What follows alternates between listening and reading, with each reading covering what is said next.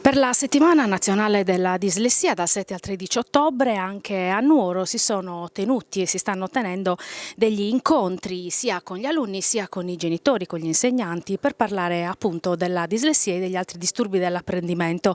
Col professor Dell'Acqua del MIUR noi vogliamo parlare di che cosa il Ministero sta facendo per questi alunni che hanno questi problemi, diciamo così, anche perché diciamoci la verità, si dice sempre che la dispersione scolastica è sempre più forte, e qui in Sardegna a quanto pare ancora più che in altre parti d'Italia, quindi ci piacerebbe sapere che cosa sta facendo il Ministero per aiutare questi alunni.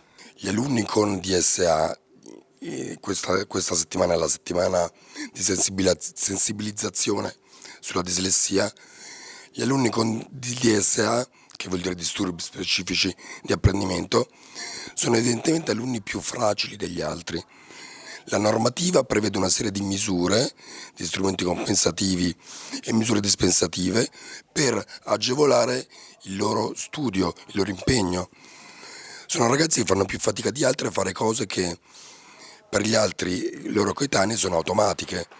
La lettura è una qualcosa di automatico, per loro non lo è. Quindi bisogna fare di tutto per rendergli comunque piacevole o almeno sopportabile lo stare in classe.